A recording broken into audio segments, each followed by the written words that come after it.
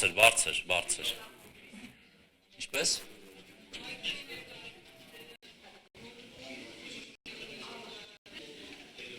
Հա,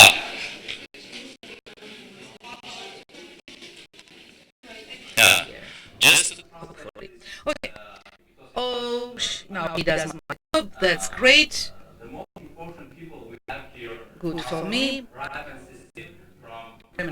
Կարևոր մարդիկ այստեղ մոտեն kids, I can eat եւ նախաձեռնությունից.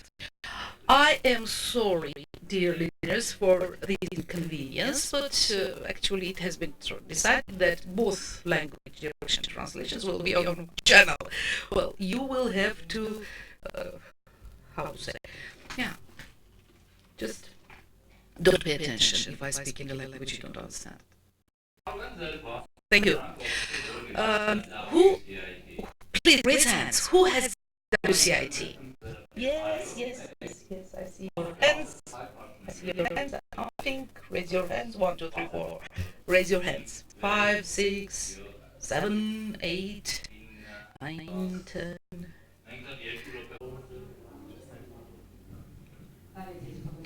Good morning, everybody. My name is Liana Galastyan. The biggest impression at WCIT, of course, was the presence of so many unambiguously stars from all over the world. And it was, I felt proud myself that there were also Armenian representatives, director of Red, Serge. Everybody was anticipating, indeed, Kim Kardashian. You can't forget about her, never. So it was great impression for patriots, for the presence of foreigners, and it was great that the representatives of technical industries were there, and our country had great chance to see what kind of opportunities it can develop in future and become a better country. Okay. And he allowed me to leave the spotlight. Okay, dear colleagues, first I should of course introduce myself. As long as we are starting, finally, I welcome everybody at this very important for Armenia event. Important not only for Armenia, but also for the whole region. And why not? Maybe also the world.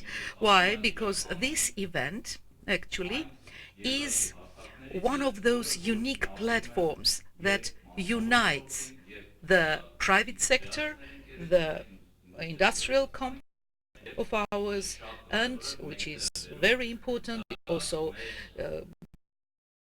our internet starlets, those international organizations, those companies who have creating sustainability for internet in this region of the world. I'm going to, of course, later welcome the representatives of these organizations, but let me first tell you that we are going to very tough 3 days, satiated with a lot of information, and we shall start the Grand Forum opening with with the speeches, keynote speeches of representatives of our biggest companies. We will continue on an ambitious, I would say, discussion, which is going to be discussion around our digital future, like what challenges and opportunities we have. My name is Vahan Hovsepian. Most probably many of you know me. I am head of foreign relations of RIPE NCC for Caucasus and the Central Asian region. Here we have a very serious, I should say, team that has arrived from RIPE NCC, headed by Managing Director Axel Pavlik, and we have also top representatives from CAN and from ISOG, and here he comes, the Minister of High-Tech Industry, Ahakop Arshakyan. Thank you very much, Mr. Arshakyan, that you have joined us, and we can start the official of this event. with the present. Yeah, we shall start by giving floor to Mr. Shakan. Mr. Shakan, where are you? What should you speak and then the material, or should we switch at the end? Well, as in case of now I can't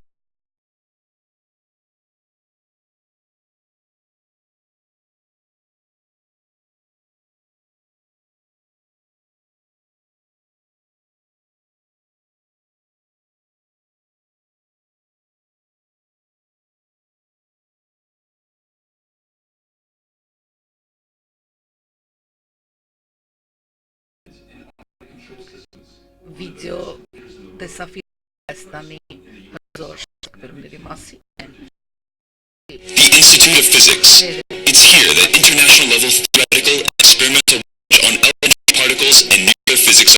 The Polytechnic University, Research Center of Technical Sciences, is one of the leading institutions of high technologies in the region. It is a recognized and distinguished university, not only in Armenia, but also beyond its borders. Who are the initiators of high technologies? We found a solution to a 70-year-old fundamental problem in mathematical theory. We were one of the pioneers who created a remote control helicopter. We are among the founders of theoretical astrophysics. We are now moving ahead towards ambitious plans and perspectives of the future. Over the last 7 years, the revenue of Armenian technological companies has grown by 5 times, with an annual about 25%. The role of the Armenian government in the growth of this industry is crucial. Research and development centers of various multinational high-tech companies are located in Armenia. Synopsis, the Armenian branch of the company, designed USB 3. National Instruments is ranked among the 100 best employers in the world, and one of their trending engineering centers is located in Armenia. Armenian engineering labs, known as ANEL, started functioning with the support of this organization, Cisco Armenia. Using advanced technologies, the Armenian branch of this company designs and develops Cisco's leading network chips. Many Armenian high-tech acknowledged internationally. Pixart, more than 100 million people all over the world edit almost 850 million pics during a month in this application. Pixart, biggest photo editing app in the whole world. SoloLearn, the biggest mobile platform for teaching programming, which is among the fastest developing companies in the world. Yeah Engineering is a company that provides a full range of engineering services, from design to manufacturing of devices and automated test equipment for the list of these companies can be continued with many other Armenian startups, which are calling the world market and are also leading with the rate of female employment. In 2019, Armenia will host a number of international and local conferences. Come to Armenia, the land of revolutionary opportunities.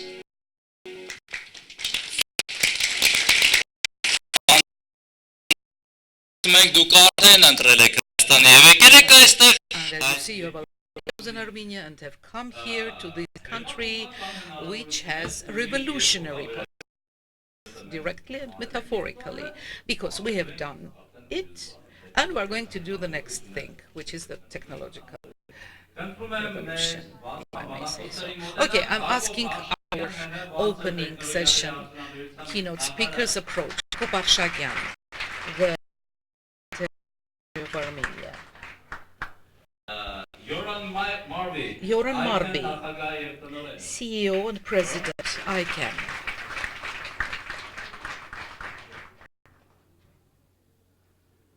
Axel Pavlik, Managing Director of RIPE NCC. Christine Gyonjan, Director of the Union of Operators of Armenia.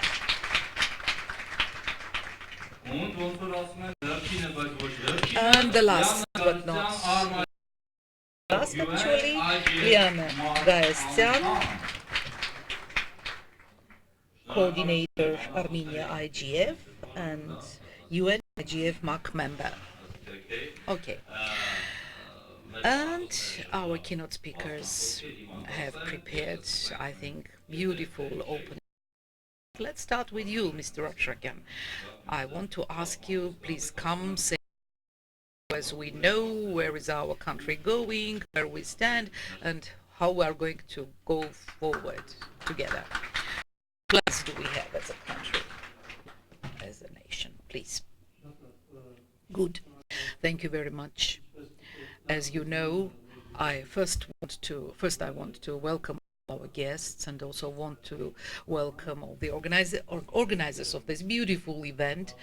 As you know, the development is impossible, can't be imagined without internet and digital infrastructure, without sustainable development of these, and also the communication. Well, traditionally, in general, we are used to see communication ministries, communication transport ministries in our government, but along with the development of technologies, of course, the government structures should also develop, and their functionality also should expand and change. That is why uh,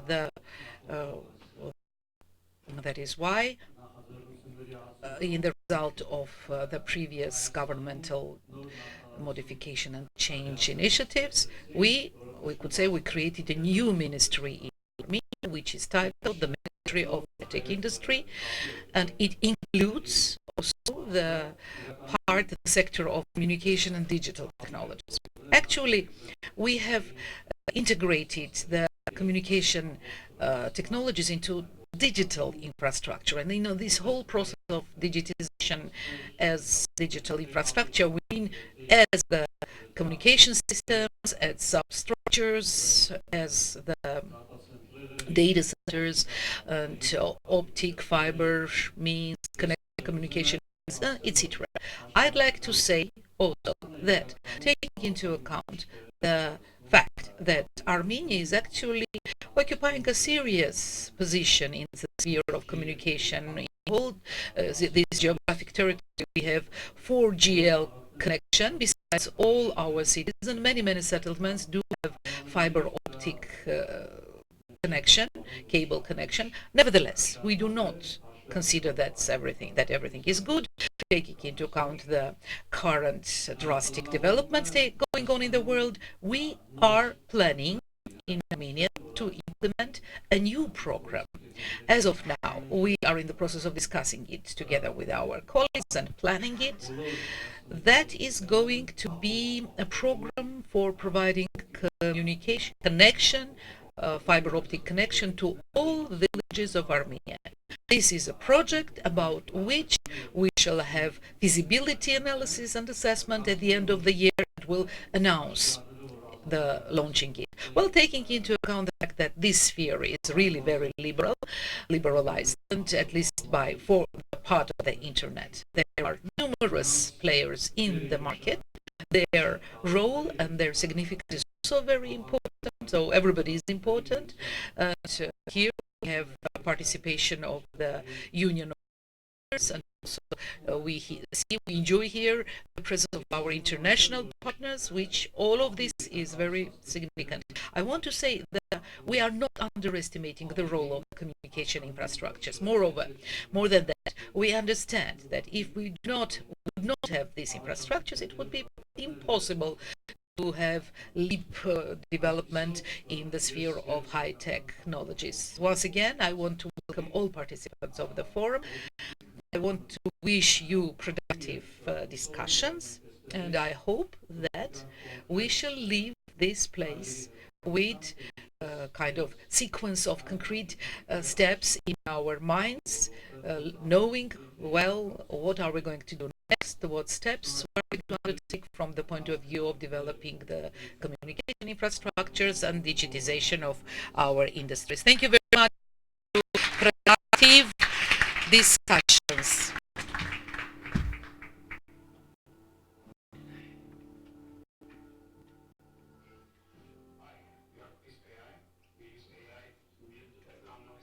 With video calls in a very short span of time. A lot of teams around the world from companies such as Salesforce, HubSpot, Zapier, GitLab have become users of Prism. Pixel uses artificial intelligence to transform images and make them more creative and beautiful. They also harness AI to predict user preferences and behavior, to provide personalized content and relevant experience for each member of our community. Armigf is an AI-powered mobile platform for instant and accurate diagnosis of eye diseases. The platform, which integrates Armigf's camera, assists physicians to eliminate potential blindness. Armigf is a technology provider company in the field of artificial intelligence. Our software frameworks and intellectual properties are enabling our customers to research, develop, and deploy deep learning systems for different industrial applications. In the first, which is an online video creation platform, we have implemented AI and machine learning algorithms to help our customers convert video scripts into beautiful-looking animations. At Intellinet, we developed an application that helps farmers monitor their fields.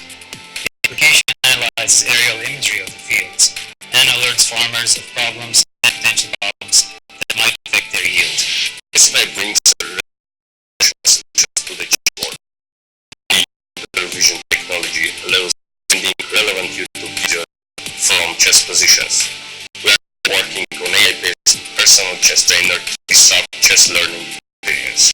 Web front-end with the biggest audience located in Ireland is a provider of solutions for trade facilitation, powered by world-class technologies including artificial intelligence. Our e-government solution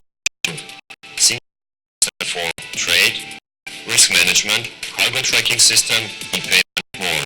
This process is using AI to help build scrapers. So the construction industry has actually been getting less efficient over the last 20 or 30 years. But with Disperse, we can analyze buildings as they're being constructed and use computer vision and artificial intelligence to understand what's going on and what status the building is in. Scylla. It's an AI-based protection suite that analyzes the video feed from surveillance cameras. On detection of threat, it distributes the alerts to and mobile channels, providing information on location and identity of suspects. At Tinder, we believe in referrals. We offer a referral hiring platform that leverages companies' collective social networks. Our AI algorithms go beyond just matching relevant candidates. We are providing the option to specifically suggest diverse candidates. Zero is the most pressing operational challenges of the local industry, such as mail management and timekeeping. We leverage machine learning to automate timing into document management system and automate time entry creation into timekeeping system. In Super Annotate, we are creating tools for image, video, and LiDAR in order to ease the pain of the most tedious part of the computer vision. With our products, we are providing both software and services for companies such as autonomous when the amount of available label data is limited. We worked on text mining from biomedical literature and applied deep learning on electronic health records from U.S. hospitals. FimeTech is AI-oriented software development consulting company. We have delivered several projects as a recommendation system, emotion recognition from human voice, developer platform, indoor positioning system, etc. In Labs AI, we provide personalized recommendation engine for user behavior and content annotation.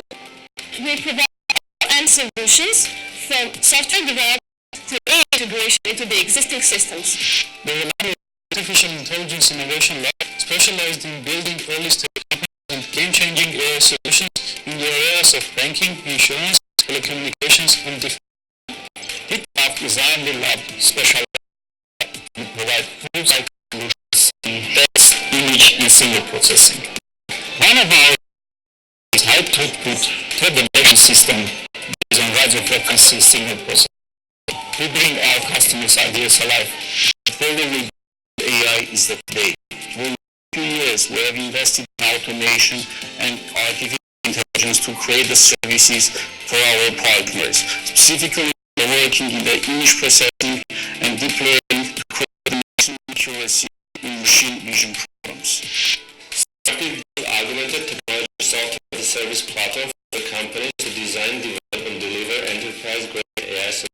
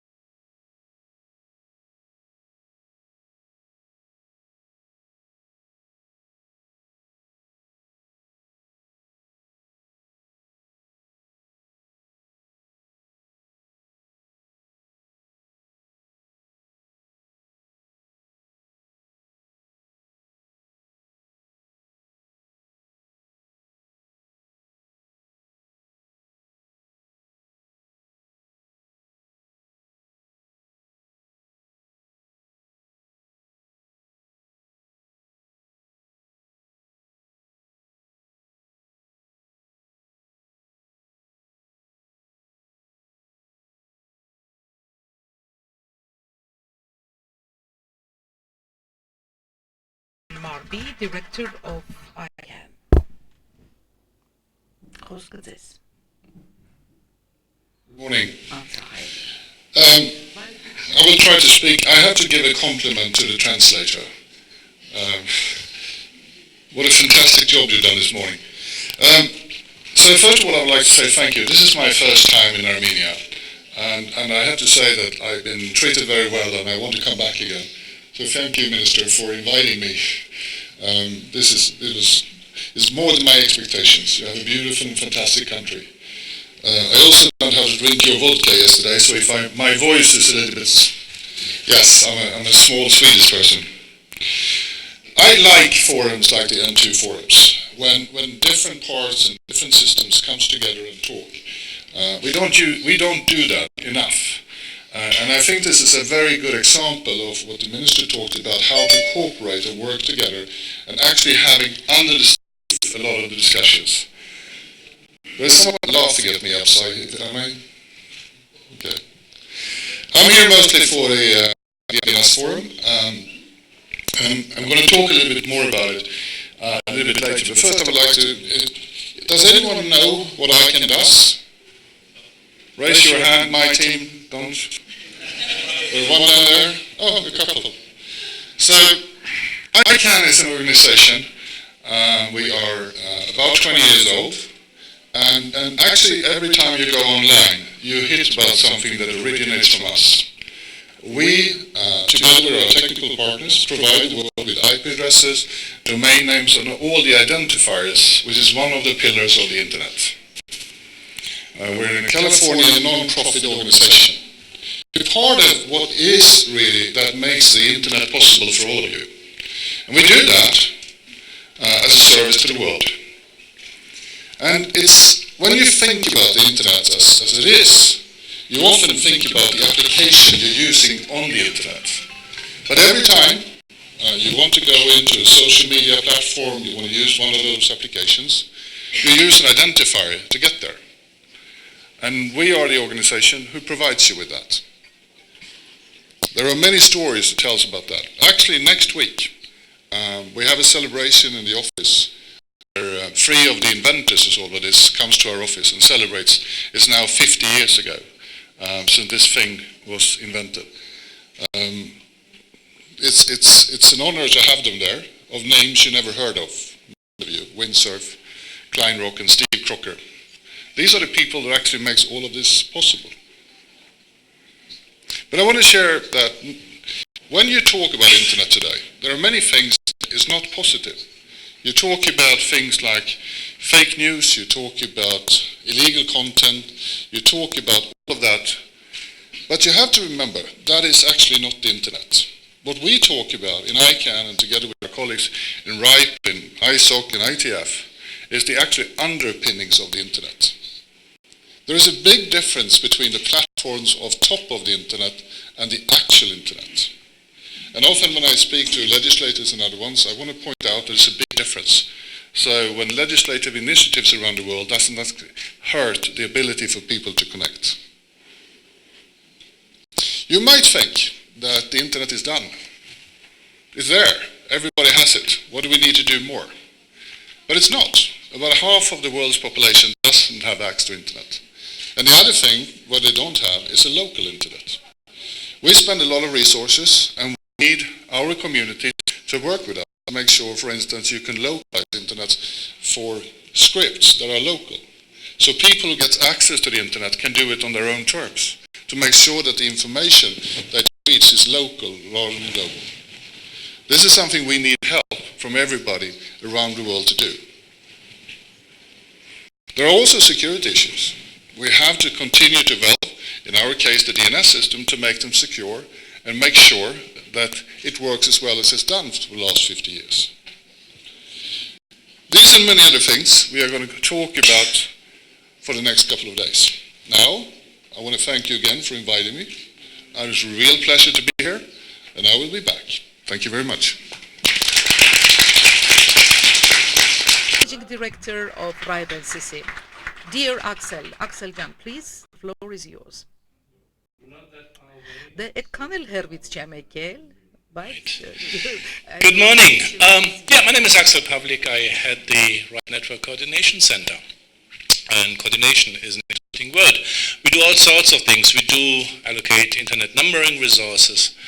That's maybe the most visible thing of what we are doing and most talked about because we have run out of IPv4 space. But apart from that, we do measurements. We have large data sets and we talk about them. We transfer knowledge out into the world. We do trainings. And the third part of our mission statement speaks about bringing people together and communities and stakeholder groups. So this is why we are here, why we find this kind of event so great, and we're very enthusiastic about these things. Because coming out of the rather technical area of building internet, operating little bits of the internet, we see over the last 15 years and longer maybe, that as the internet was so successful, is so successful still, we see interest from governments, regulators, law enforcement, police force, standing at our doors and wanting to understand what we're doing, how we're doing things, and how they can contribute. So this is also why we are here, and we are very happy to have the minister here as well. And we talked a little bit earlier this week already. I went to the WCIT conference, which is a little bit outside of my comfort zone. It's not just the internet geeks there. And Van was so friendly to drag me through a lot of interviews. And okay, I'm happy to give interviews if I can answer the questions. But one of the questions was invariably, so what do you think about the potential of Armenia? And that is, I cannot easily answer because there are so many possible answers and I need much more data for that. But we've seen some presentations already, and last week we see, earlier this week, we've seen, I was shown to an institution in town where young people at school can pace themselves through added education at their own pace on creativity and IT. So that was very nice to see. So I usually said to that question, well, I'm here for the third time, and that has a reason. I came many years ago and had no expectation of Armenia and the people.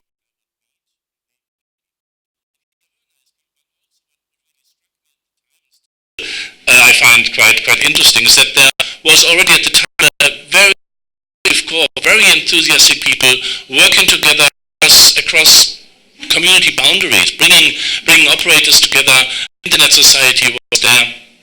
We came as well, and this is something that we very much like and support. And so, yeah, that's the reason that we're here again, connecting people, connecting communities, teaching, meeting our RIPE NCC members, of course, as well. We'll have lunch later. We do the banking workshop there as well, teaching the banking industry things that we know I think is useful for them. So happy to be here. It's my third time in town. Also went beyond the city borders and went out into the countryside. Yesterday that was also very interesting to see. Always that there's more than just the city. And that was, a nice experience too. So I'll be back certainly. And thank you for coming, and have a good couple of days. Thank you.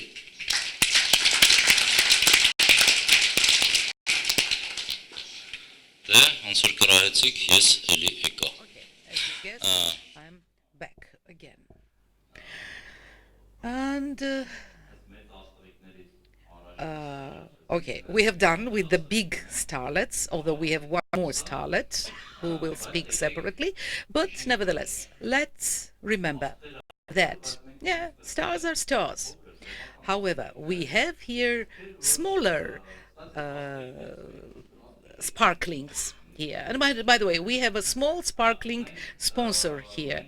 Let's not call them stars, but let's call them sparks. So we have the local sparks who have organized all of this and who are sponsoring this event. Okay.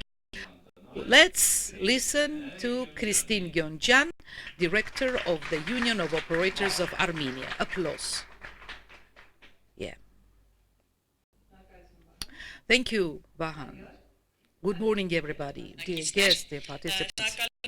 I am really thankful that you have decided to join us at this beautiful sunny morning and joining our discussions. I would specifically to highlight that the Union of Operators of Armenia, for the first time, has organized the first forum of the network operators of Armenia, where the leading technological companies have gathered to discuss the main problems of the sphere, to exchange opinions about development, future development and sustainable development of internet and communication sphere in the region. I'm sure these meetings are going to be continued, the first, not the last. That's a fact that digitization is a priority for the businesses. But nevertheless, in the course, this very rapid development in the course of the recent years, we could say that has created not only advantages, but also brought forward certain challenges, and mainly for companies.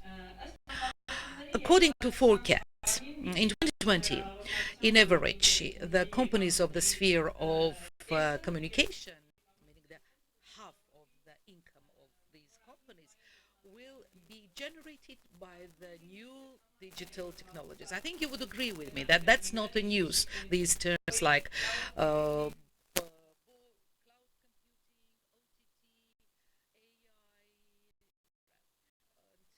it is necessary not only to make investments in technology, but also to create corresponding legislative framework, laws, legal enactments, and possibilities, opportunities in order to become competitive with other companies in the world. So, from their busy, very busy time, a lot of representatives of leading companies have chosen days and hours to devote to meeting with us, and also leaders of governmental and not governmental organizations of Armenia and specialists have decided to join us. Want to express my appreciation of their choice, and I hope that they will make this discussion even more interesting, and I hope that this will be a very productive discussion. I want also to thank those companies who have helped to bring to reality this event. And so as everybody, all of us, be here, I wish everybody fruitful, productive, and very interesting day. Thank you for attention. Say, the Armenians say, the shortness is the sister of talent. Well, not only Armenians, a lot of other people say so. And the last keynote speaker, again, last but not least, one of those who are occupying the leading positions. Who's that? Guess who's that? What was the name? Remember the movie Three Musketeers, that D'Artagnan was asking somebody there, tell me the name, and well, she's not from the movie, but she's Christina. Well, dear guests, dear participants, my name is Liana Galastian. I am the coordinator of the Armenian IGF and member of the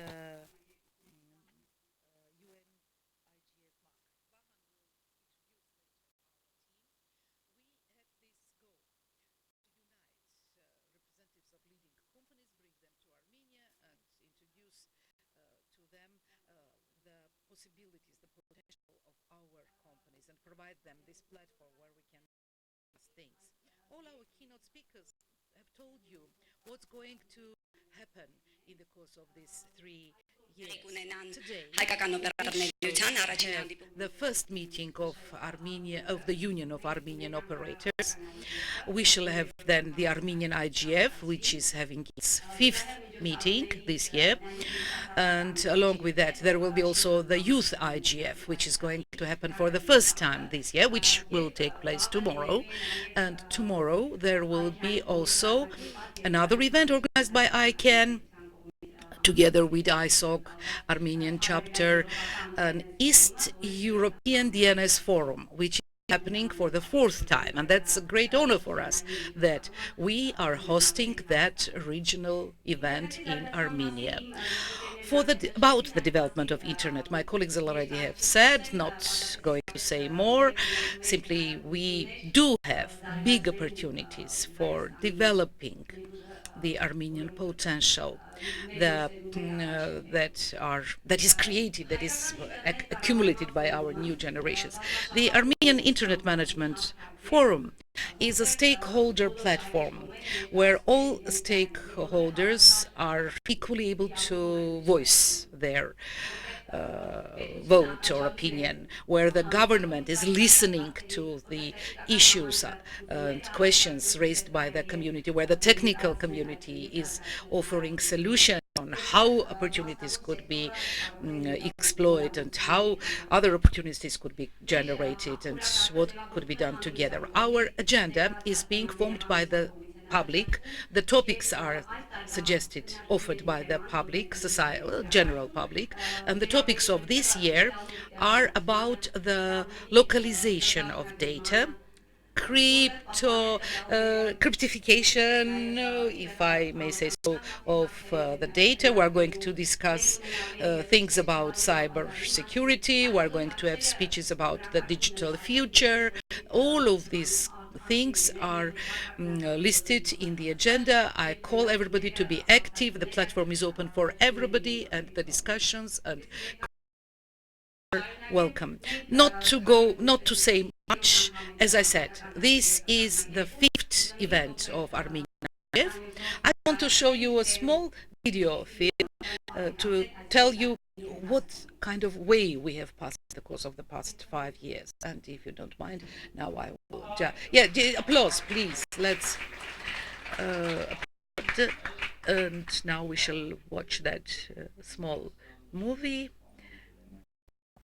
Ms. Galistyan, please take your seat while the technicians are preparing the video material, which will be shown promptly, and somebody is showing you a shadow dog on the screen. Okay.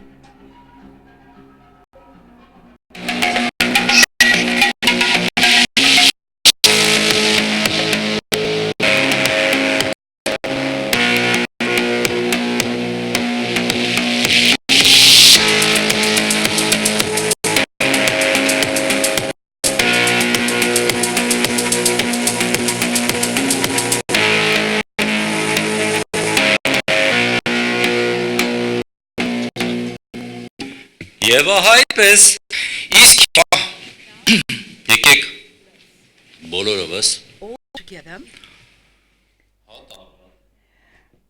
one by one, remember the names of our sponsors. Internet Society, applause. Yeah, please.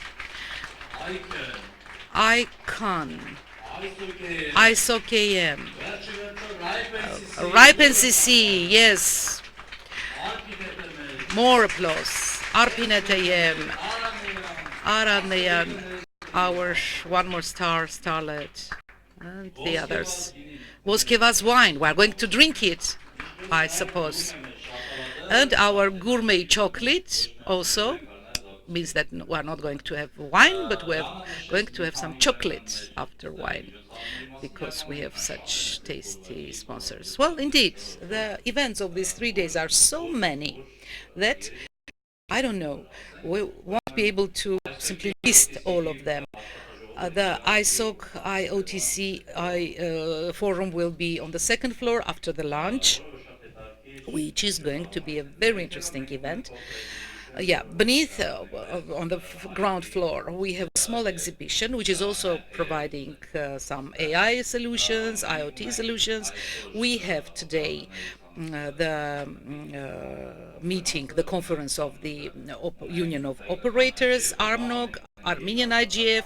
Tomorrow we are going to have the Youth IGF. Today we have the RIPE NCC member lunch for IPCC members. Tomorrow we are going to have a banking workshop with the World Bank for the banking and financial system, and all of this is going on. Liana, and all of this in the course of these 3 days. But that's good that they are supporting us, that they are financing us, that they are keeping kind of our shoulder standing. But in order to keep one's shoulder, you need to have someone robust, someone strong. So people who are keeping our shoulders, I think they are happy. that they have the chance for doing so, and we are happy that they are happy for doing so. And these people are Liana Galestian, member of the organizational committee, Christine Konjan, Hakopian Christine, where is she? Hakopian Christine, who also is just keeping both of her hands behind our shoulders, and Ani Dalakan. That's her, and she is working for the youth part, but she's one of ours. Okay, this March, dear participants, for the last time I'm going to show this to you, and we're finishing with this, and we are passing to the next session, to the plenary session, which is exactly about the challenges of the digital future. Not only challenges, but also about the opportunities. So, the moderation, one more start, will be done by Sorina Teliano, CEO, chairperson of the executive committee. Exactly. So she was the starlet about another yet star about whom we haven't talked yet. Who's that? You know? Frederick Dong, ISOC European Bureau leader. Frederick Dong. So, and I think we're going to do the following. We have a very, very smart management and structure. Ask me why. Because in those cases when there are urgent things to do, what does the minister do? The minister leaves his chair and lets the deputy minister to occupy it. So, Mr. Armen Abroyan, the deputy minister, our most honored deputy minister, will join us, and instead of minister who is leaving for more urgent matters. Good morning. Բարի լույս, մի քիչ դնային գործեր երևի, կազմակերպչական ավելի ճիշտ է թե, բայց կարծես թե պատրաստ ենք սկսել։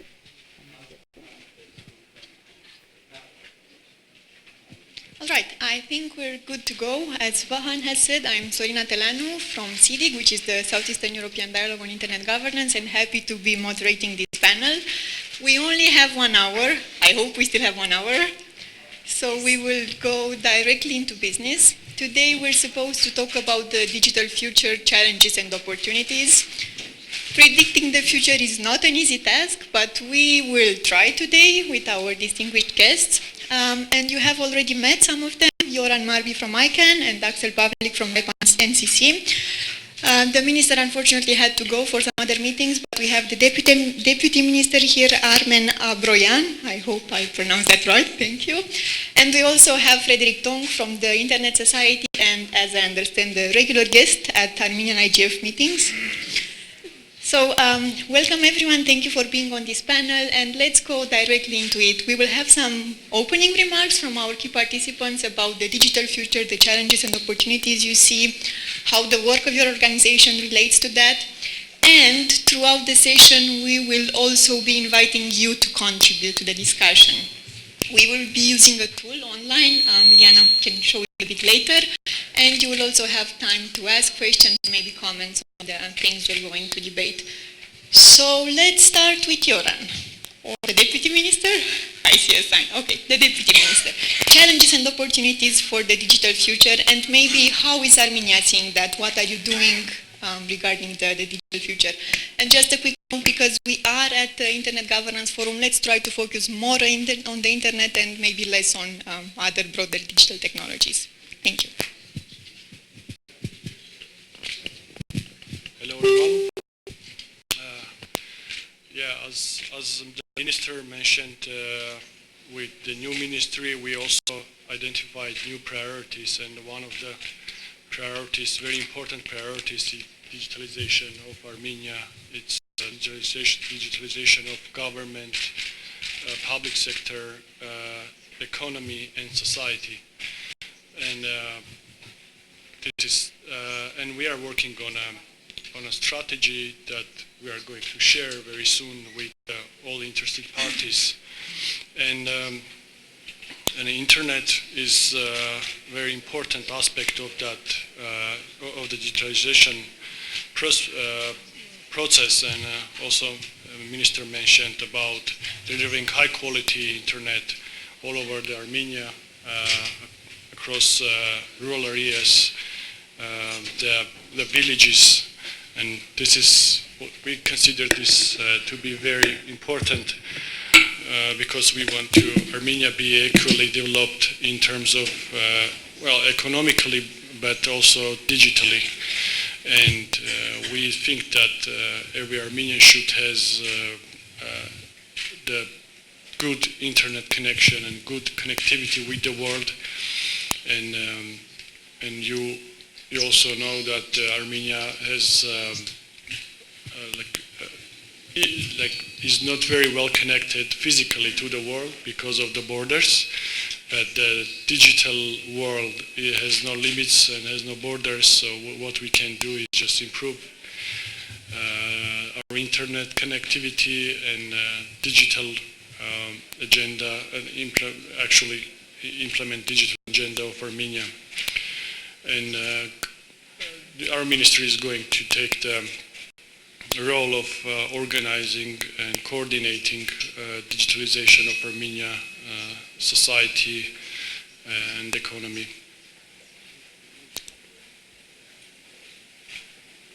Thank you.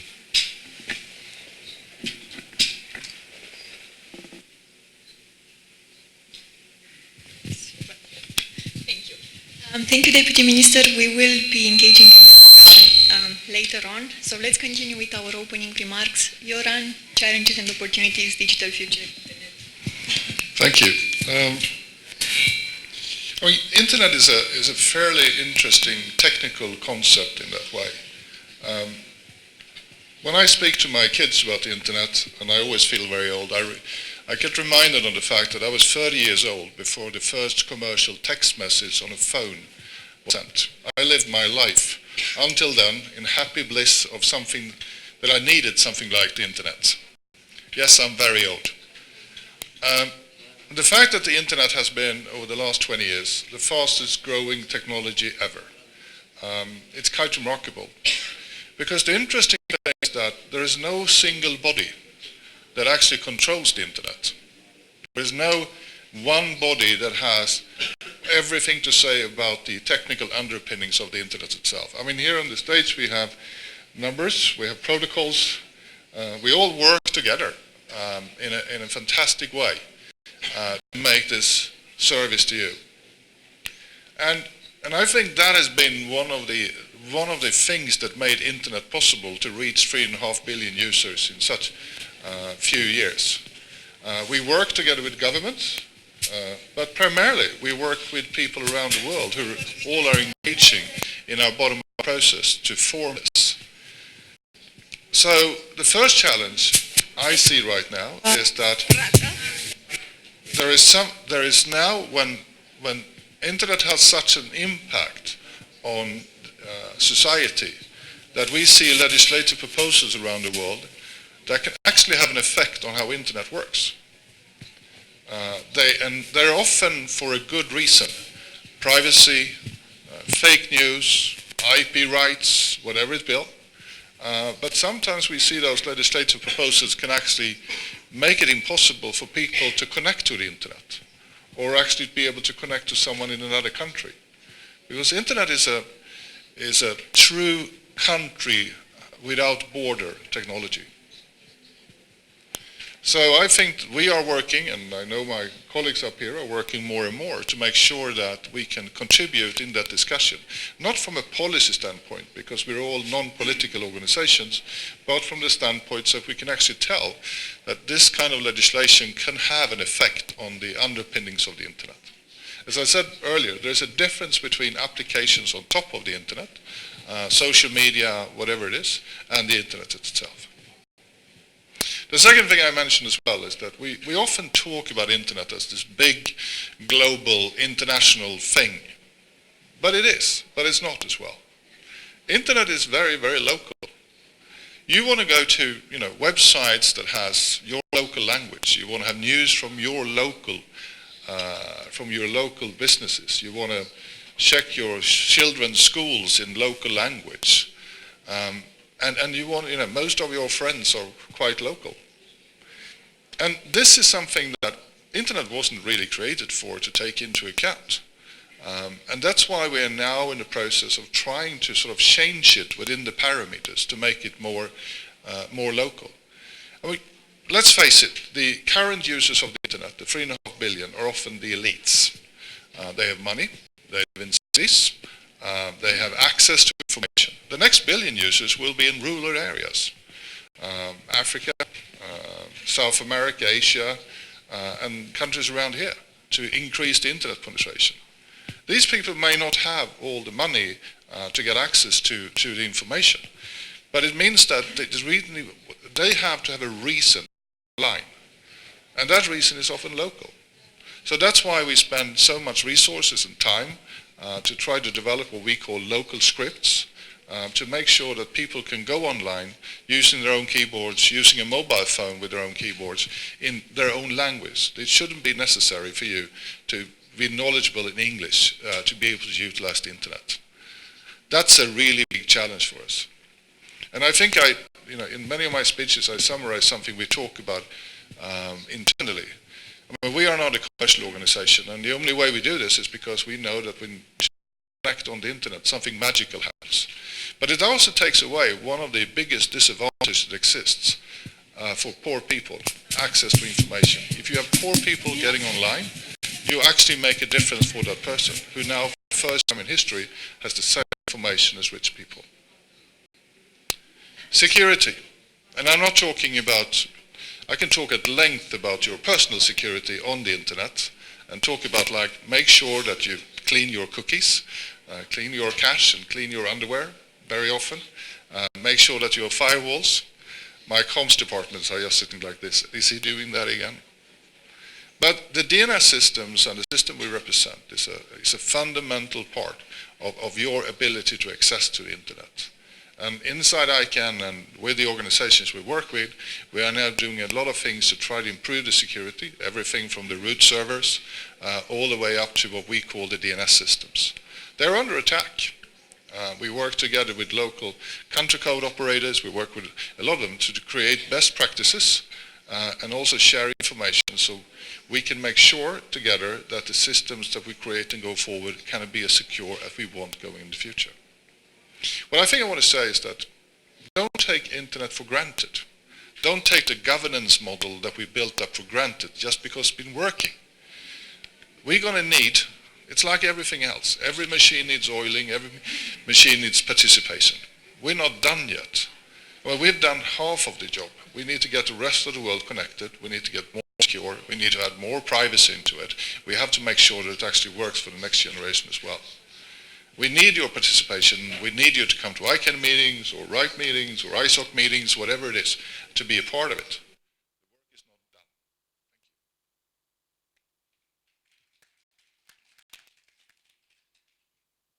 Thank you also.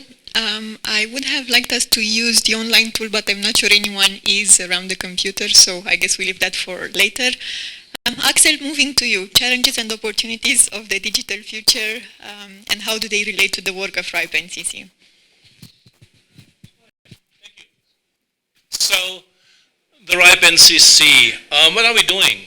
Like I mentioned earlier, the Network Coordination Center. So we were set up to run conferences in the beginning and make sure that there's enough coffee and cookies, and now MyComs people are looking at me again.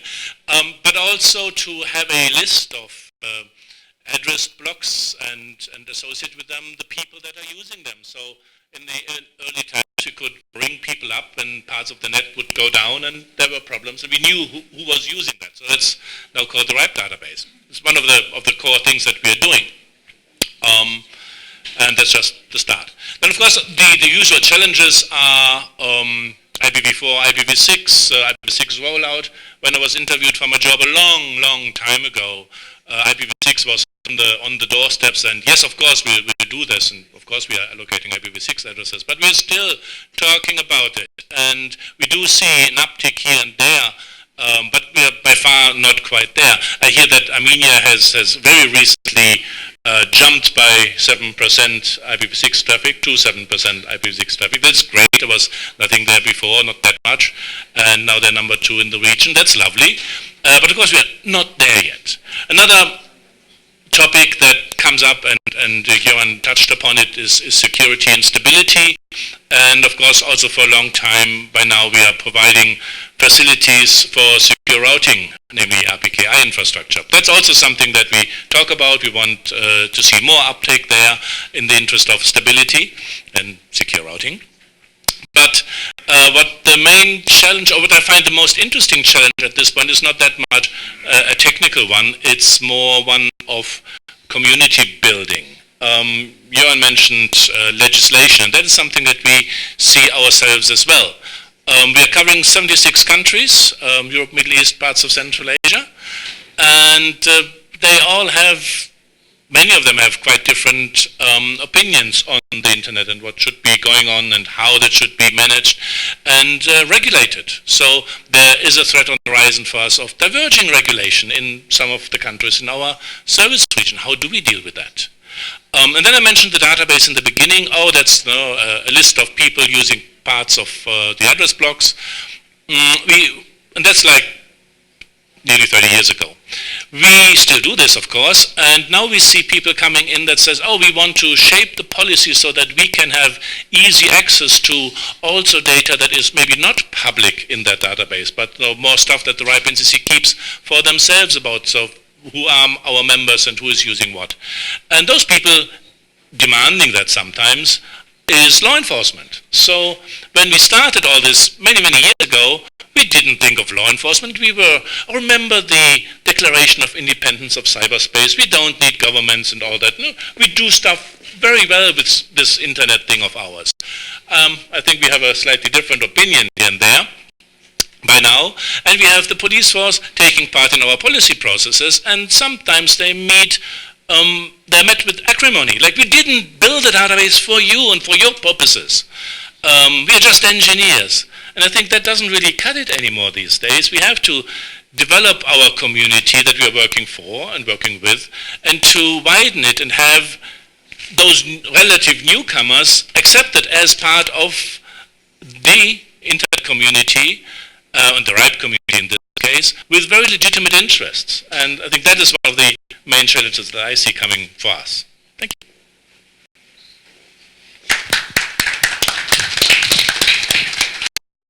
Thank you as well. Frederick, kindly ask for 1 minute, so we ask a question to the audience, then we go to you. And Liana is working on that. So before we go to Frederick, we have a question we do invite you to answer, and then the panelists will comment on that. And Liana will be doing that at some point, and you will see the instructions there. Frederick, let's go directly into challenges and opportunities, digital future, especially because the Internet Society has been doing quite a lot of work on that with your annual reports and your scenarios for the future of the Internet. So thank you. Yeah, thank you very much, Sorina. And yes, I'm a regular visitor of Yerevan. I mean, the customs, Gandhi told me that I was here the 12th of October last year, and they gave me the whole list of my interests. For those who are interested to just the word of Joran, yes, we are the protocols guys, the geeks, as well.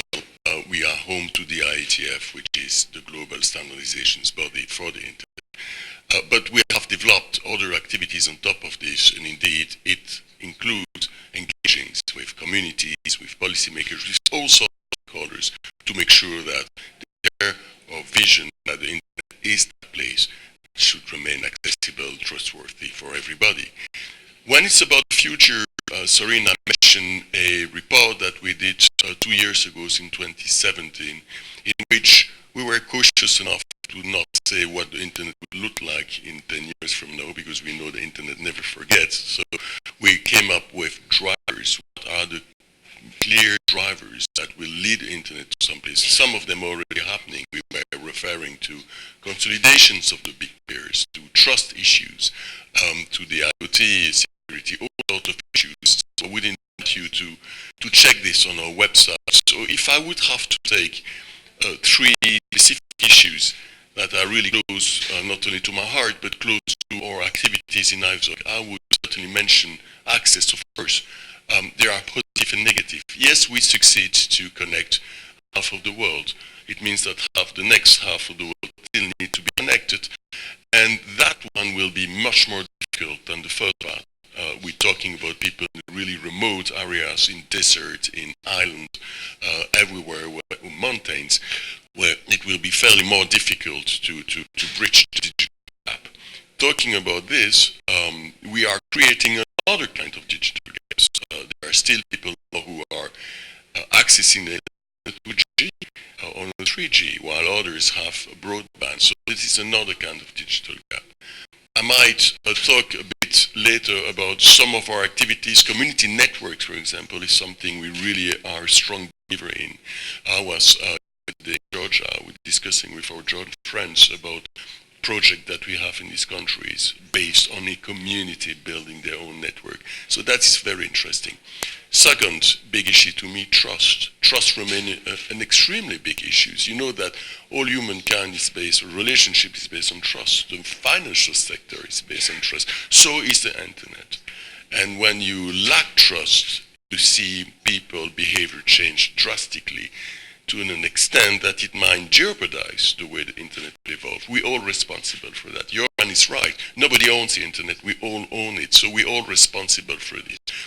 From a nicer perspective, we believe, for example, that encryption is a very important issue, and we want to maintain it.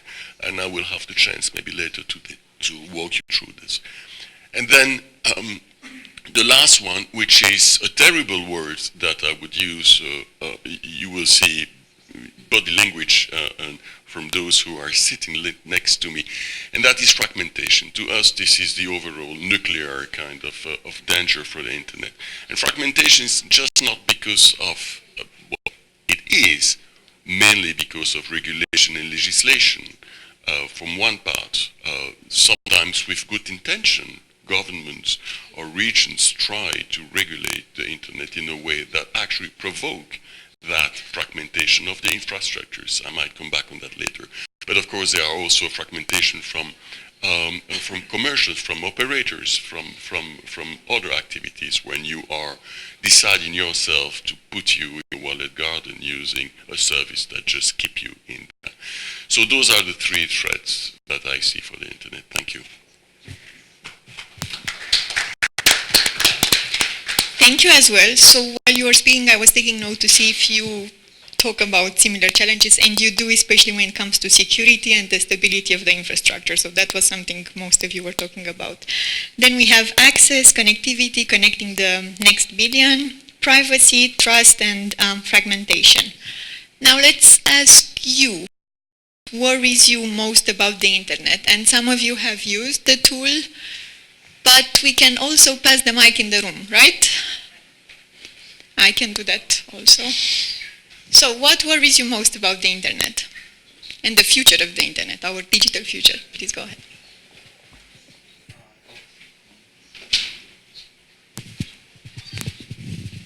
Hello, I'm Alexander Savnin from Russian Federation.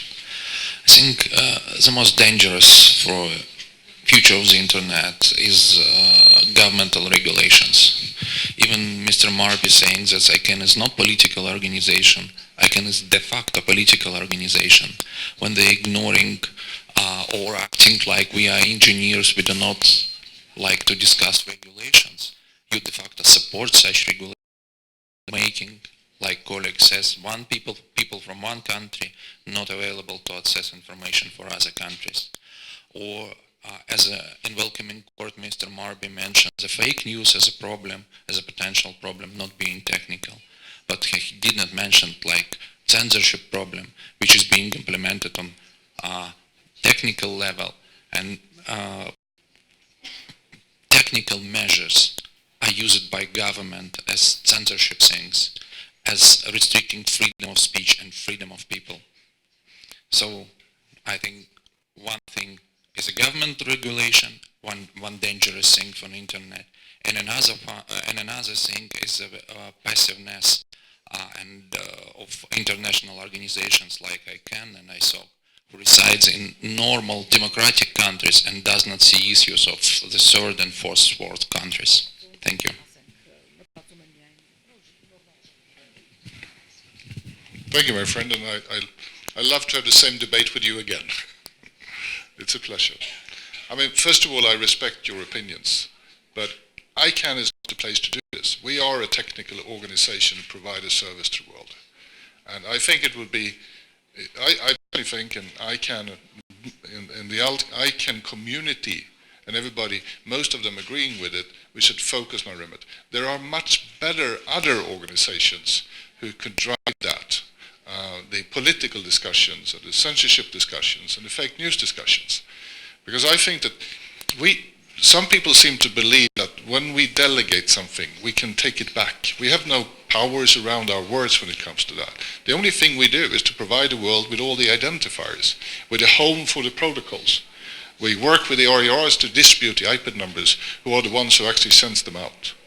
And I think it's not a question of what I think, what I care, but you missed one thing, and that is what I said, that we are increasingly engaging on the mission from the community with legislative proposals that have an effect for ICANN's ability to make policies or could disconnect people. And we do that, and you know we do that. But it's a difference of doing that, and most countries in the world are democratic. There's a sliding scale, but on the UN list there are many countries who's trying to do the right thing. And it's a balance. So our belief is that there are better organizations who can actually help you more than I can. Thank you. And thank you. I'm looking forward to have this conversation again. Anyone else in the room? I don't see any hand, which is not a very good sign, because this was supposed to be an interactive discussion. Let me see what's on the screen. So what worries you most about the digital future? Mass surveillance, privacy, government regulation. Only that? You're not worried about anything else? The future is bright, I guess, right? All right, let's go back to our panel then. And because quite a lot of you have mentioned government regulations, we've also seen recently an increasing number of calls for more governmental regulations dealing with different issues, privacy, security, the challenges of online platforms and this and that. And this also happens at the international level with calls being made for example, the Digital Geneva Convention with Microsoft proposal. Is it really the role of governments to deal with all these challenges of the internet? Can the governments alone do that? If not, who, how, and how about this fancy word these days, digital cooperation, especially among the organizations here on the table? Anyone would like to give it a go?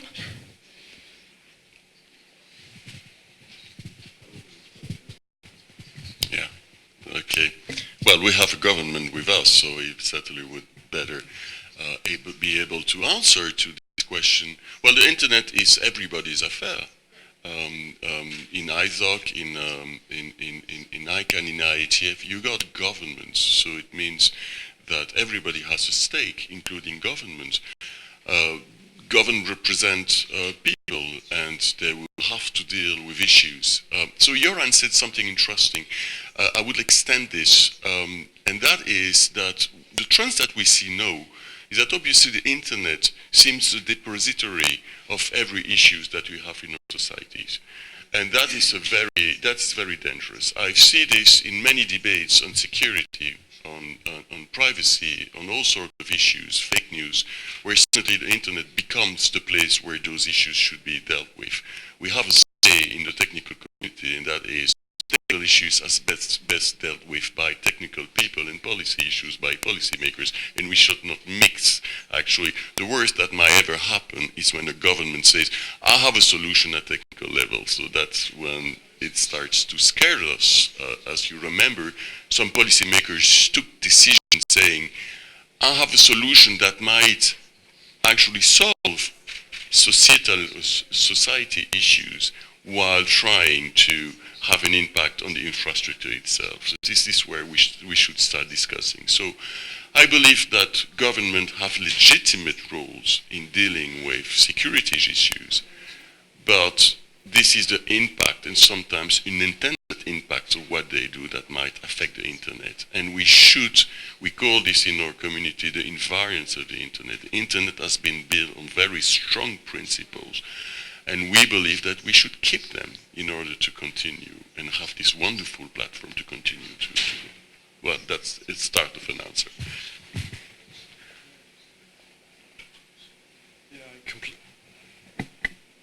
I completely agree, and I share your ideas. But the short answer to your question is government can't solve all the problems on its own, but because of few aspects. One is government doesn't have all the technical abilities. So organizations like we have today, they are dedicated to also to solve technical problems, identify and be geeks in the sphere, and government needs that knowledge to be shared with the government and to raise the problems, questions with the government, so government can then take the lead in the country, of course, and connect sites, create platforms for multi-stakeholder discussions, so the problems can be solved. So government can also raise problems on its own, but it's much easier when it also comes from other sides.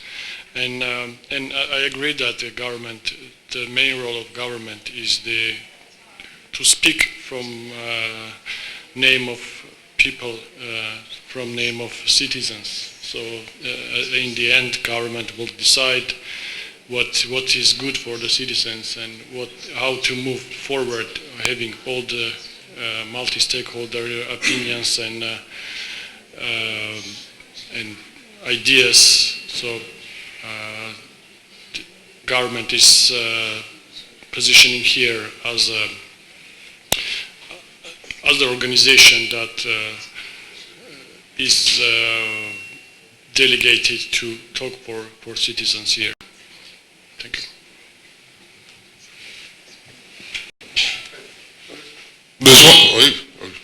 Good morning. There is one thing that I think that we as a collective has not been very good at, and that is actually educating the policymakers of what we do. Nowadays, to my joy, I actually do spend a lot of time with policymakers, just trying to make them to understand that virtual doesn't exist. Cloud computing is just someone else's computer. And when you walk into a social media application, you leave the internet. It's another world. And take crime, things that, and when I say things like, what's illegal in the real world is illegal on the internet. That is, it's like internet would be its own space. When every computer in the world is in a country, and if a country has a problem with that computer in another country, the countries could actually fix that. If there are illegal content, fraud, for instance, from a computer from some other countries, it should be addressed by the countries and not by the system itself. And why is that important? It is important because there are established mechanisms about it. But the internet has sort of proven, and someone said that there are many things in life that is not been fixed. There is no international trademark law, believe me. There are conventions and agreements with some countries, but there are things that's not been solved. And by internet then, sometimes they try to go to us and ask us to solve issues that no one has been able to solve before. And I think that it's not because we are unwilling not to take on the tasks, but sometimes from a technical perspective, it's sort of hard to fix, like, who owns the word Amazon on the internet, or someone else you want to have a discussion about. No one has been able to solve them before. And what Fredrik, I think Fredrik as well, is that you actually have elected people to take on those charges. So yes, it is a corporation, but it's also a very big difference difference what people define as the problem and the technical underpinnings of what creates this ability to connect. Thank you. Right, I pretty much agree with all of you guys. It's probably not the role of governments to use the internet. Although sometimes we have interesting effects. So I believe there is a new regulation in Belarus that operators have to deploy IPv6. And I'm looking at that and said, that sort of goes into the same direction that we are talking for many years. Yes, you should roll out IPv6. So is it a good thing that there is regulation to that effect now, or is it a bad thing? And I don't really know. In one aspect, it goes against the grain in what I believe in, and that's what sort of the RIPE NCC and this community stands for. It's bottom-up industry self-regulation. Occasionally, maybe there is some push and some need helped from governmental regulation. Might be, I don't know. But in essence, we have to do, we feel, we have to do what we can to distribute knowledge, to do outreach, to do coordination with everybody, and not only the techies, also with governments and regulators and the police force and not the traditional techie community. We need to distribute the knowledge that we have and the data that we have and the information that we can gain from that for better cooperation and better regulation or lack of regulation where that is needed. Thank you. Thank you also. Do we have questions or comments in the room? Cloud doesn't seem to change, so we still have privacy, mass surveillance, government regulation, and artificial intelligence. Nothing else from the room? We continue with the panel? Okay, we continue with the panel. So let's try to come a bit within this region, because we've talked about global challenges mostly, and there was a bit of discussion about local content, local scripts, and how they are used on the internet. I would start with the Deputy Minister, because we've spoken about a few challenges. Are they relevant also for Armenia and maybe for the neighboring countries? And are there challenges which are maybe more important here that we haven't spoken about? Challenges related to the internet, the digital future?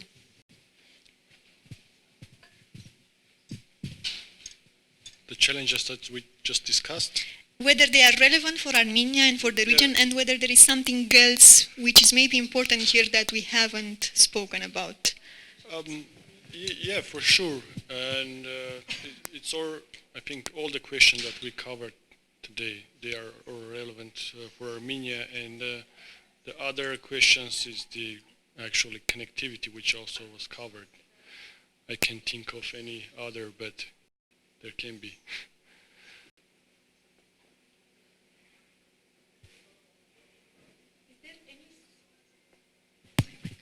Is there any sort of mechanism for cooperation in the region, for example, between countries on digital issues, internet-related issues? I'm sure you have some agreements signed with some other countries. Yeah, thanks for the hint.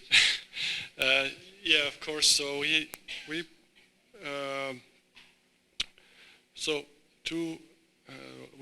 talked about the borders, and to develop this idea more with connecting Armenia to the world is to, well, it's connectivity in both sides, in the side and to the outside world. And we connected to both sides to the world, north and south, and to Georgia and Iran.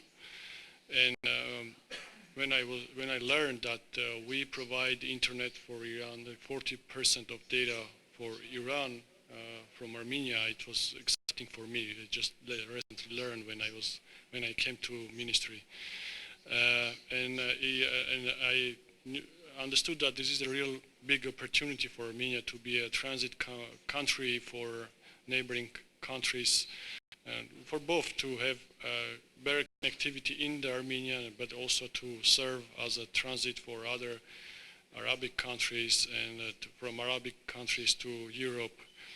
So we have plans here with, and we have many agreements and to develop this idea, connecting Europe to Iran and Arabic countries, then to China.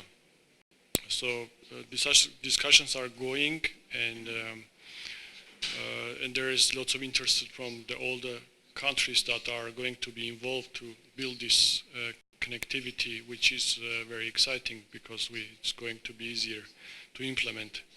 And there is also another idea of building a second wire through the Black Sea to connect Europe to Georgia and then Armenia, which is also going to be very important in terms of having a backup cable and also double the capacity connecting Armenia and other countries to Europe.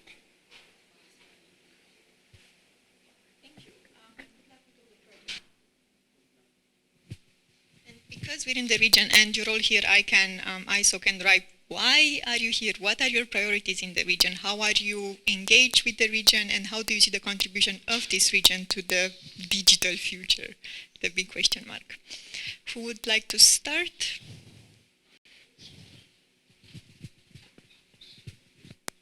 Is it working? Yes, yes, okay, thank you. Well, wide question and many answers to this one, Sarina. I was looking at the chart, and then I remembered that one of the reasons I came here as a regular visitor is that for the first time we got a youth IGF. So I don't want to be mainstream with everything about youth again, right? But honestly, it's a huge step. I remember this line from Einstein saying, you know, you cannot solve issues created by people. You need another level of consciousness to solve those issues. I believe youth might solve some of the big issues we are facing. Internet is about sharing, and I believe there is a generation that knows what it is. We're facing issues where we will have to invent a new economy that is based on sharing, and the internet is very helpful here. I believe that there's a lot of issues, and I'm looking forward to discuss this with youth tomorrow during the Youth IGF. So one of the reasons we are in the region is, as Axel mentioned, it's about community building. That is a very important issue for us, because this is where the internet needs to go. We need to with new communities who share our vision.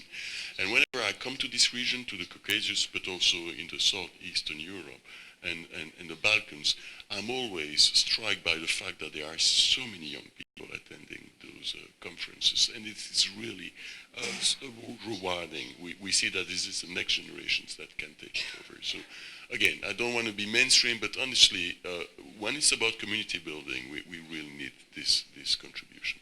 Thank you. Yeah, I can just jump right into there. Community building, connecting people to us. We're talking about our members. It's interesting to see who they are and what they want from us as an organization. But also we've seen this, and that's something that Frederick has sort of mentioned, going into the somewhat more outlying regions, smaller countries that we don't see participation from regularly at RIPE meetings, for instance. At some point we said, okay, if they're not coming to us, we need to go out and find them. And that's what we did. And then in many cases, we saw a local, maybe not quite community, maybe a proto-community of engineers that maybe know of each other but haven't really talked with each other that much. And by setting up a small meeting, smaller like this, it gave sort of the crystallization point for that community to actually come together to form a national operators group, network operators group, something like that. That is again very gratifying to see that happening, and that's the reason we go out and come here too. Also, I like the food and the drink.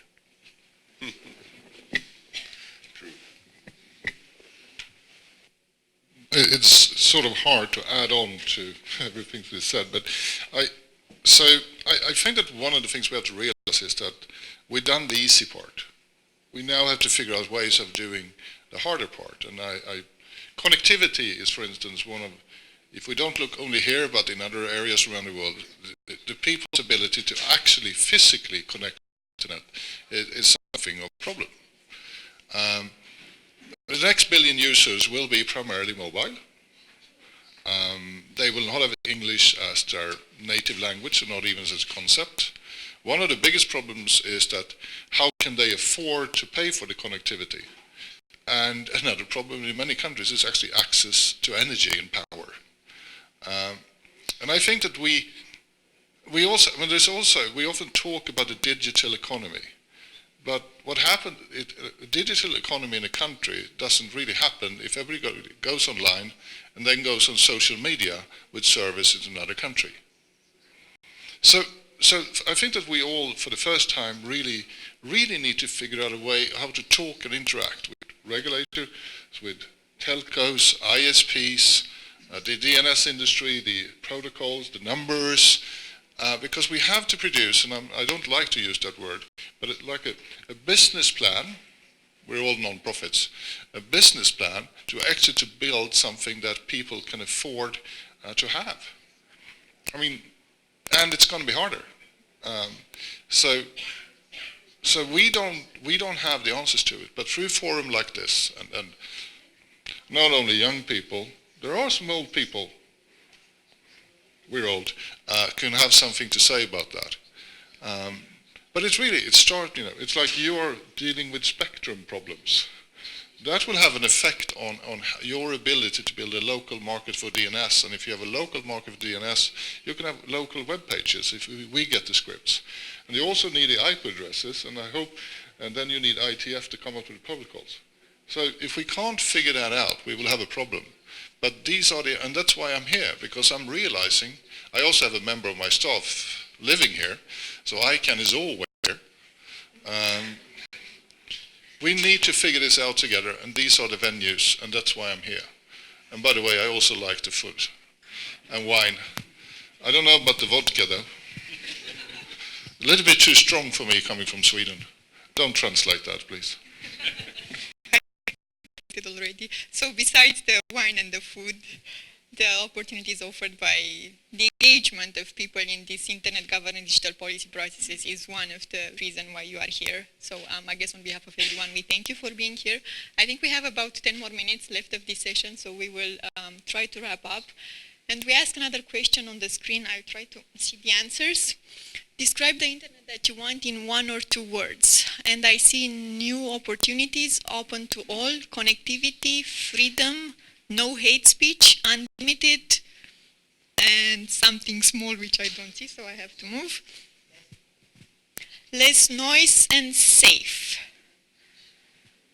I think this all relate to things we have spoken about so far, but would anyone in the audience like to add something on any of this, or maybe ask questions to our key participants?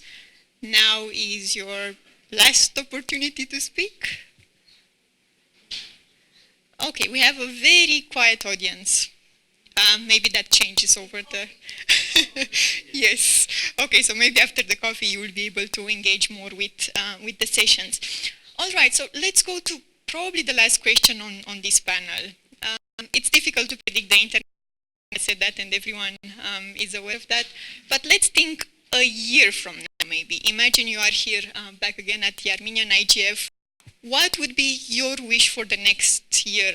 One key thing that you would hope would be tackled some way better in your organizations, in the broader internet governance, digital policy ecosystem, governments dealing better with, I don't know, what's there? No hate speech, openness, connectivity, and one recommendation in this regard. So one key issue and one recommendation 1 year from now. Thank you. But when I come back in a year, everybody actually understands how internet works, because I think that's going to help the conversation a lot. If you actually did understand, if more people understood how internet works, what our role is in it, from a technical perspective. So my recommendation would be train people. And we actually have a lot of training material on ICANN, where you can find a lot of information about how this thing works. because then it's easier to participate in the discussions about the future of the internet. If you forget the technical underpinnings, you might end up making decisions based on what you think, and that is not often a very good idea. Thank you. And on this note, actually, all of you here are involved in capacity development programs, and all of you are partner, and I'll do a bit of a promotion now, on a winter school on internet governance, digital policies, and innovation happening in December in Bucharest. So that's an opportunity to learn about the internet. Apply for it. You still have time. Axel, Frederic, Deputy Minister. I would like to be more optimistic about openness and inclusion, like building the community, building out the community, bringing in the new people, making them really, really welcome, and have them contribute, and also have knowledge transfer happening all around. So that's at the core of my wish. Yes, my turn. Pretty well in line with what Joran said. I use, and I don't know how you will translate this word invariance. I would like people to understand what they fight for. And that is for principles that are really the one who build and sustain the internet as we know it. That is, of course, its openness, accessibility, but principle like end-to-end. The internet has been built to be global. I should be able to reach out to any other endpoint on the internet. Well, that is being challenged. The internet should not be taken for granted. So people should understand and actually read any policymaker's decision or legislations or regulation with this kind of glasses. Does it impact those environments of the internet? If it does, even if we mention security, and you know that governments are easily coming with trade-off, you need more security, you will have less privacy. I'm sorry, this is not true. So let's keep, as Joran said, let's really make sure that people understand how the internet works, why internet is so successful, and this is successful because of those principles. So let's keep those principles alive and then discuss with policymakers and whoever in the room. Thank you.